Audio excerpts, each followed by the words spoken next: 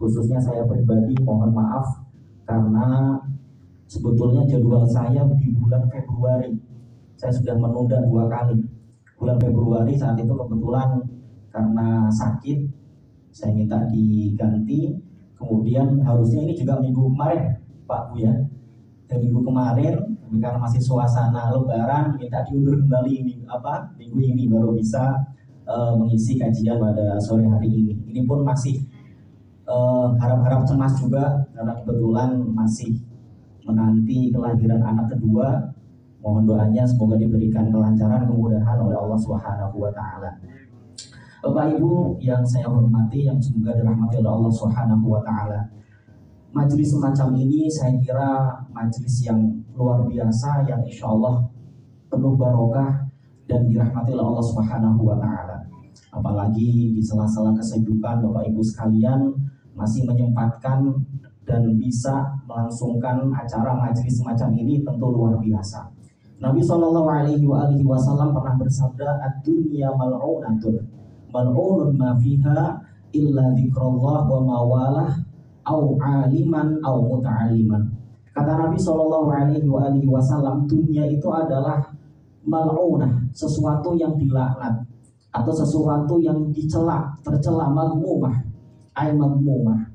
Mal'unun ma fiha, dan juga dicela apa yang ada di dunia ini. Semua hal yang ada di dunia itu adalah merupakan perkara yang dicela oleh syariat, oleh Allah Subhanahu wa taala. Illa dzikrullah, kecuali perkara tersebut mendatangkan kita untuk berzikir, mengingat kepada Allah Subhanahu wa taala. Wa mawalah, dan hal-hal yang menjadikan kita terus mengingat Allah Subhanahu wa taala.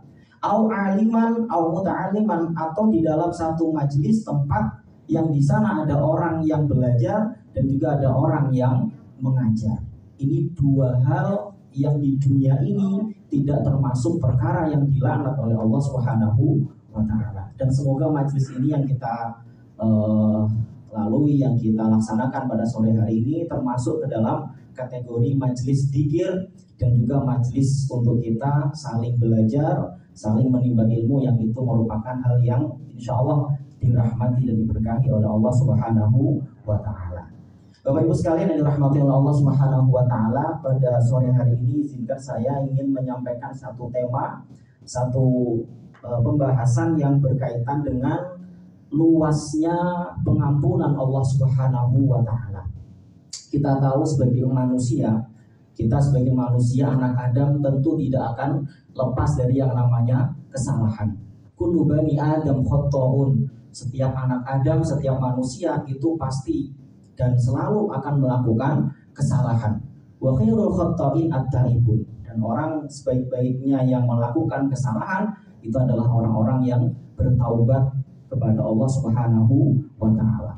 Maka ketika kita menyadari bahwasanya manusia itu adalah tempatnya salah, kita juga harus yakin bahwasanya Allah Subhanahu wa taala itu adalah zat yang maha mengampuni. Sungguh sangat luas pengampunan rahmat dari Allah Subhanahu wa taala. Jangan sekali-kali ketika kita melakukan kesalahan, jatuh dalam satu kesalahan, kemudian kita putus asa dan kemudian malah melakukan hal-hal yang justru dilarang oleh syariat. Ini jangan sampai kita terjerumus dalam hal-hal yang semacam itu. Orang yang semacam itu barangkali belum tahu, belum memahami, belum mendalami bahwasanya Allah adalah zat yang maha mengampuni, zat yang maha memaklumi apa yang sudah dilakukan oleh para hamba-hambanya tersebut. Karena Allah tahu bahwasanya manusia itu adalah tempatnya salah, manusia itu selalu jatuh dalam satu kesalahan. Maka dari itu dalam satu hadis Nabi SAW bersabda,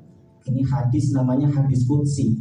Hadis qudsi itu adalah hadis yang langsung disampaikan oleh Allah kepada Rasulullah. Jadi maknanya ini langsung datang dari Allah, ya, kemudian disampaikan oleh Rasulullah. Ini bedanya hadis qudsi dengan Al-Quran. Kalau Al-Quran itu secara lafal dan makna langsung disampaikan oleh malaikat Jibril dari Allah, ya, kepada Rasulullah. Jadi lafalnya langsung dari Allah. Tapi kalau hadis qudsi itu secara maknanya, lafalnya dari Rasulullah, tetapi maknanya langsung dari Allah Subhanahu wa taala. Maka dari situ ini adalah hadis qudsi di mana Rasul Shallallahu Alaihi Wasallam menyampaikan, kalau Allah Taala, Allah Subhanahu Wa Taala berkata, ya bani Adam.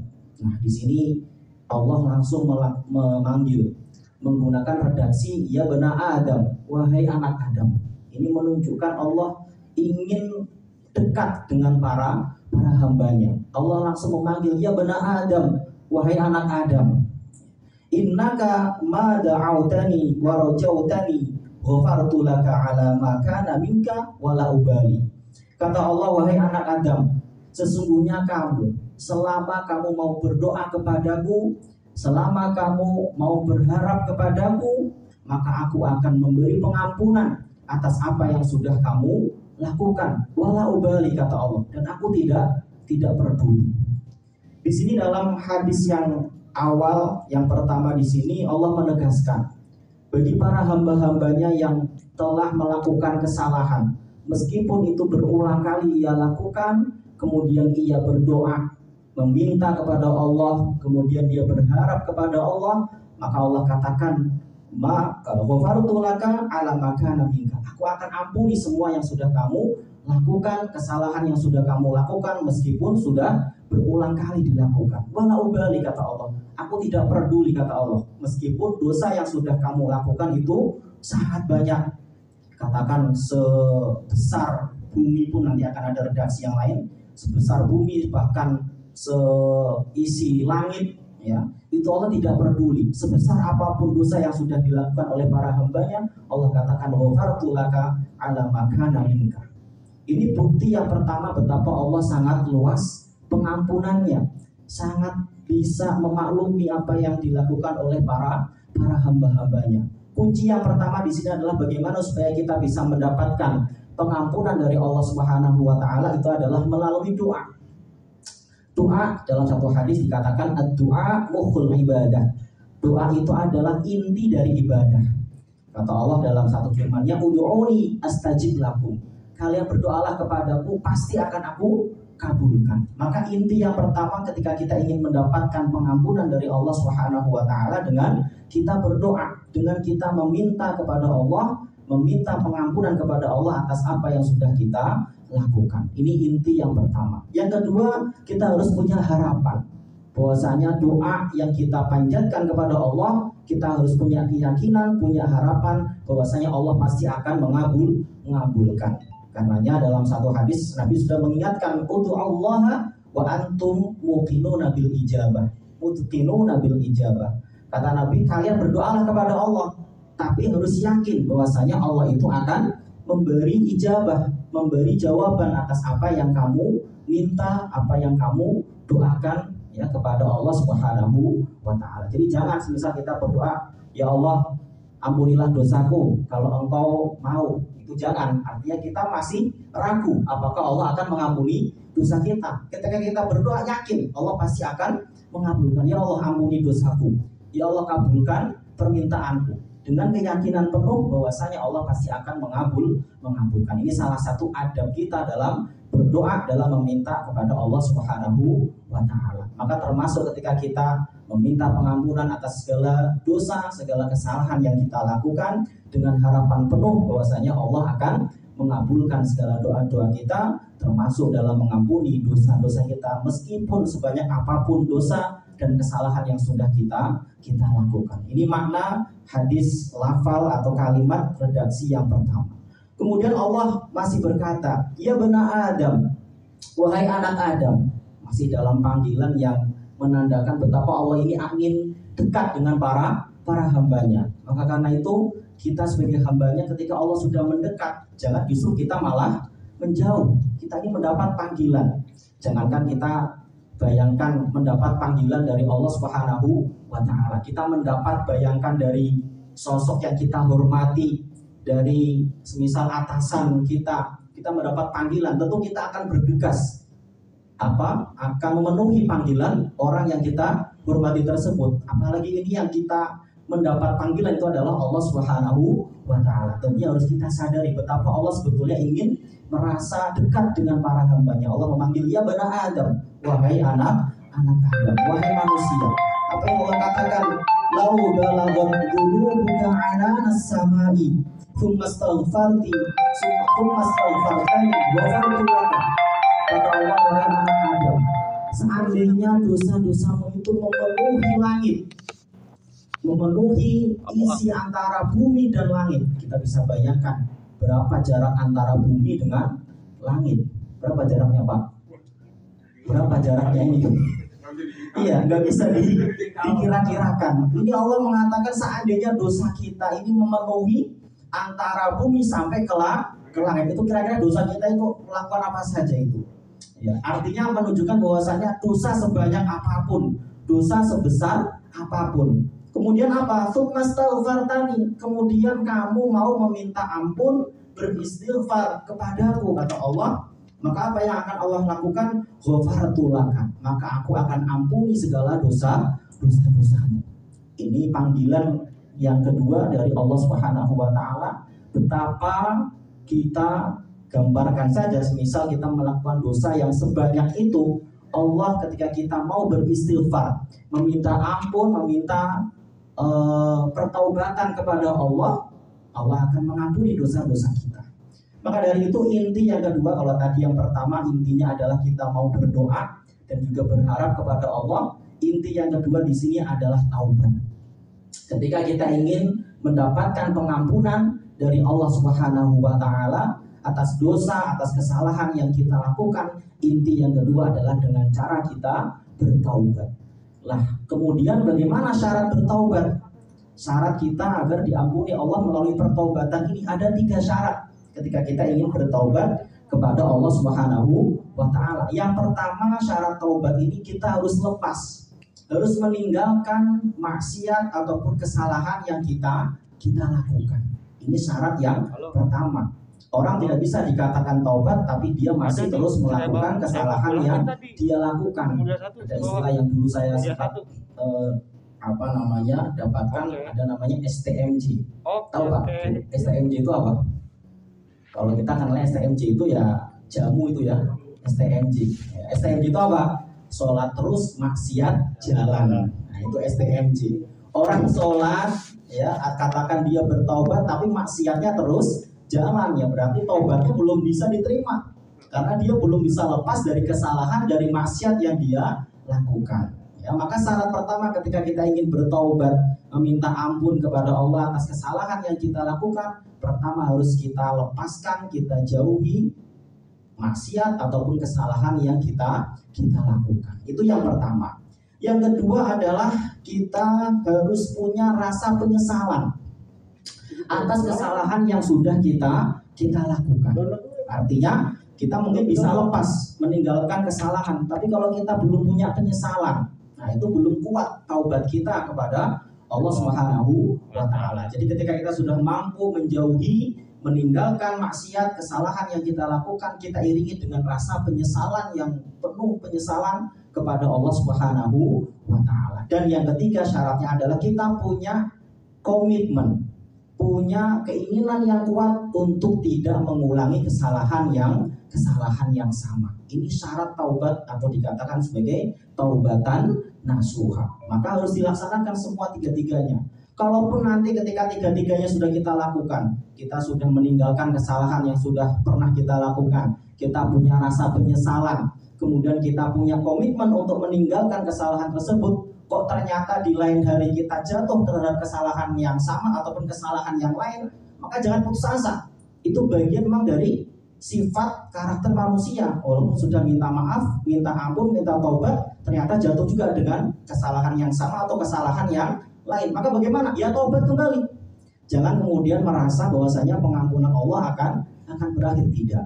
Ya, artinya di sini bahkan dikatakan dalam satu hadis, meskipun kamu sampai mengulangi 70 kali selama 1 hari.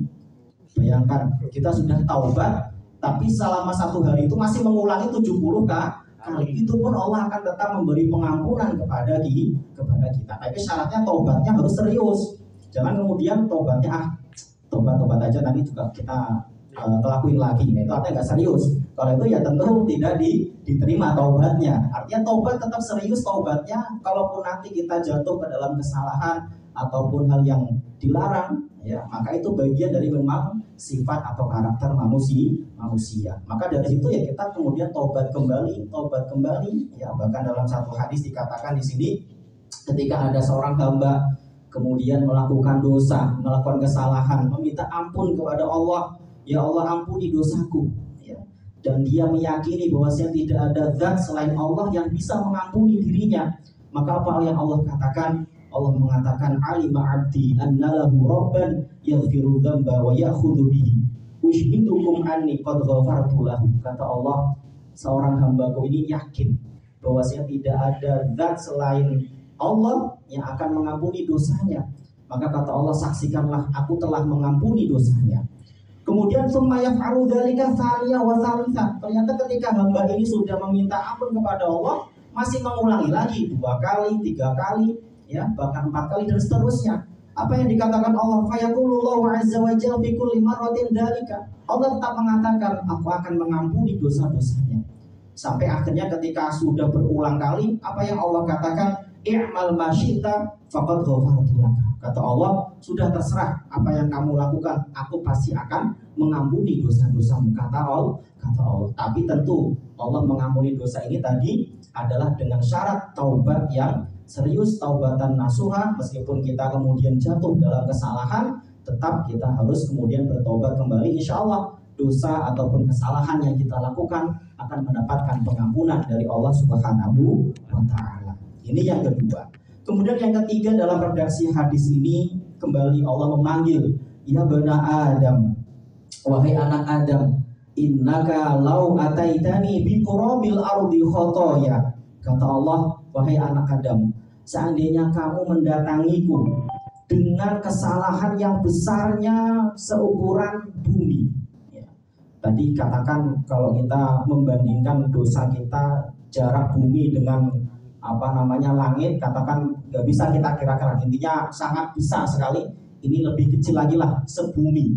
Bumi ini kan kalau dibandingkan dengan benda-benda di langit mungkin tidak, ya mungkin kalau kita bayangannya besar, ya. Tapi kalau dibandingkan masih banyak yang lebih besar dari bumi. Tapi itu pun sudah besar. Ini katakan kita punya kesalahan sebesar bumi. Kata Allah, kamu datang kepadaku dengan dosa sebesar bumi.